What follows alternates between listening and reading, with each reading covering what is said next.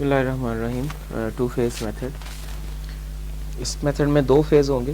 अगर पहला phase clear होगा तो हम दूसरे फेज़ पे चलेंगे, अगर पहला फेज़ क्लियर नहीं होगा तो फिर हम दूसरे फेज़ पे मूव नहीं करेंगे। पहला फेज़ ये है कि हम ऑब्जेक्ट फंक्शन को आर्टिफिशियल वेरिएबल्स के सम में लिख देंगे।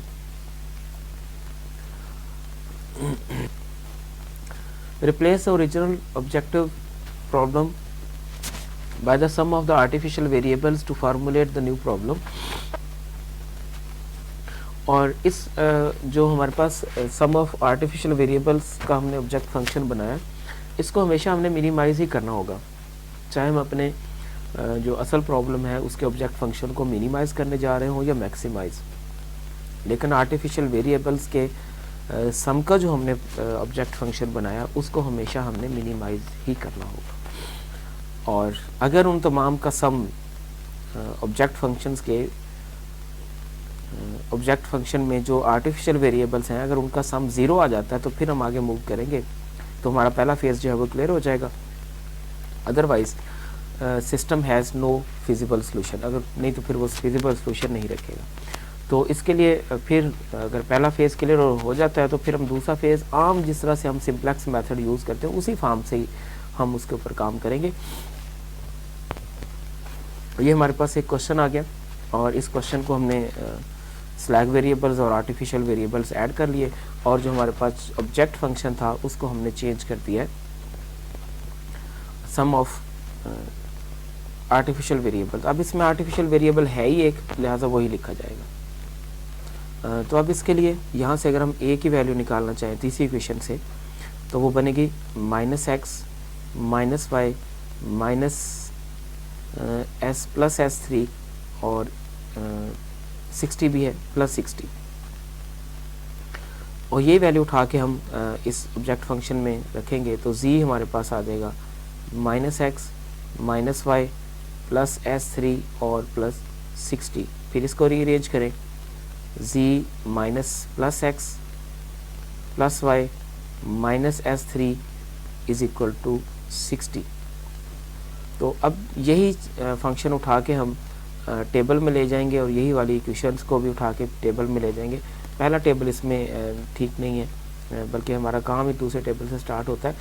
पहले टेबल में उसने जस्ट यही वाली जो वैल्यूज़ है ना वही उठा के पुट कर दी हैं, ऑब्जेक्ट फंक्शन को इस तरह से सिंप्लीफाई नहीं किया गया। तो लिहाजा हम पहले फंक्शन नहीं दूसरे टेबल पर चलेंगे।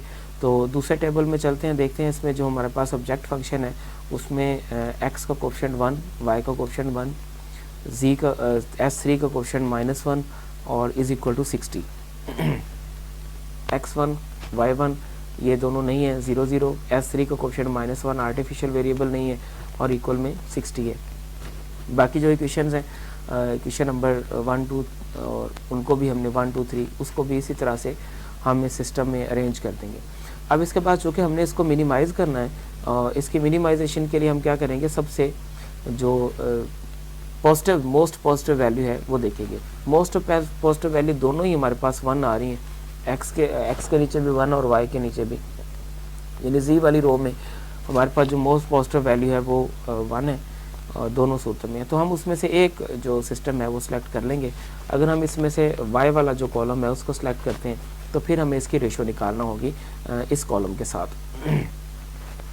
40/1 हमारे पास 40 आ गया, और उसके बाद 30/0 इन्फिनिटी हो गया, और उसके बाद 60/1 भी 60 आ गया। तो हमारे पास इसमें जो रो सेलेक्ट होगी अब वो ज़ाहिर है जो मिनिमम रेशो वाली होगी। अब इसमें मिनिमम रेशो किस में है, 40 है मिनिमम रेशो, तो ये रो हमारे पास इसमें सेलेक्ट हो जाएगी। और ये कॉलम तो पिवट एलिमेंट जो है वो हमारे पास -1 आएगा। अब इसमें इंटरिंग वेरिएबल x है और लीविंग वेरिएबल s1 है, उसको इंटर किया, लीव किया, उसकी मदद से ऊपर और नीचे 0 किया, तो हमारे पास ये वाली फॉर्म बन गई। यानी इसको 1 बना के उसके ऊपर और नीचे दोनों टर्म्स जो है वो 0 है, और यहाँ भी 0 होना चाहिए था, मिस्टेक है, यहाँ पे 0 कर लेंगे। अच्छा, अब इसके बाद फिर हम y को इंटर करेंगे। जो मोस्ट पॉजिटिव नंबर है वो हमारे पास y के नीचे है, तो लिहाजा ये हमारे पास कॉलम सेलेक्ट हो जाएगा, और फिर इसके साथ हम इसकी रेशो मालूम करेंगे।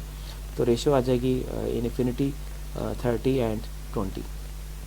तो जो लीस्ट रेशियो है वो 20 है, लिहाजा हमारे पास लास्ट जो वाला सिस्टम है वो सिलेक्ट हो जाएगा। लास्ट रो हमारे पास ये वाली, और पिवट एलिमेंट को 1 वो पहले 1 है, और उसके ऊपर जब हम 0 कर देंगे सारी एंट्रीज को 0 कर दिया उसके ऊपर, और फिर हम देखें कि हमारे पास जो ये वाली लाइन है उसमें, यानी जी वाली लाइन, उसमें ए का कोएफिशिएंट है -1, ए का -1 इज इक्वल टू, और सम किसके इक्वल आ रहा है 0 के, तो इसका मतलब क्या हुआ, ए इज इक्वल टू 0। हमें यही चाहिए था। यहाँ पे तो एक ही आर्टिफिशियल वेरिएबल है, अगर एक से ज़्यादा भी होते तो उसको भी हम उनका सम भी हम 0 के इक्वल करते हैं।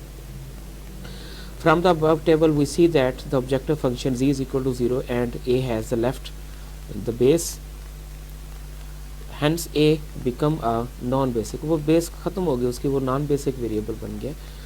thus this is the indication that the problem has a feasible solution and we can proceed to the phase 2।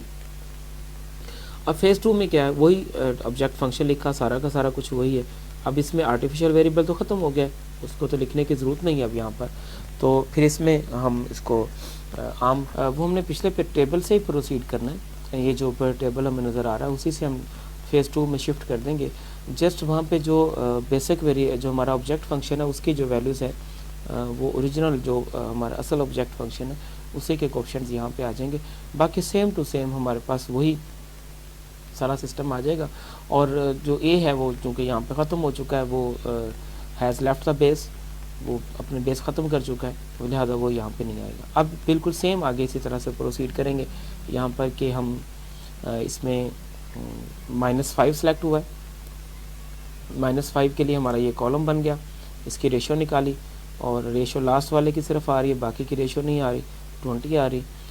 उसी के ऊपर हम 0 करना चाहेंगे, तो 0 सिर्फ ये जो -5 है ये 0 होना बाकी है, बाकी तो सारा ठीक है। लिहाजा हम इस रो को ये वाली जो रो है इसको 5 से मल्टीप्लाई करके हम पहली रो 0 रो में ऐड कर देंगे।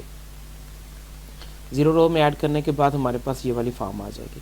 अब देखेंगे कि मोस्ट नेगेटिव जो नंबर है वो हमारे पास S1 के नीचे, सॉरी, जो मोस्ट नेगेटिव नंबर है वो S3 के नीचे हमारे पास आ रहा है, वो है -5। अब ये हमारे पास रो सेलेक्ट होगा, कॉलम सेलेक्ट होगा, और इसके जब हम रेशो निकालेंगे तो 40/0 इन्फिनिटी हो जाएगा, नहीं लिखेंगे, नहीं यूज़ करेंगे इसको।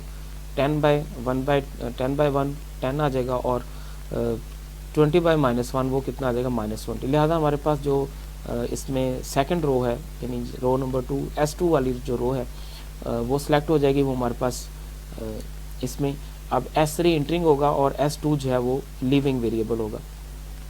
प्रोसीड करेंगे, उसके नीचे और ऊपर 0 करेंगे, तो देखिए हमारे पास जो फर्स्ट रो है 0 रो है उसमें, यानी जी वाली जो रो है उसमें कोई भी हमारे पास नेगेटिव नंबर नहीं बचा, और हमारा सोल्यूशन जो है वो कितना आ गया, 230 आ गया।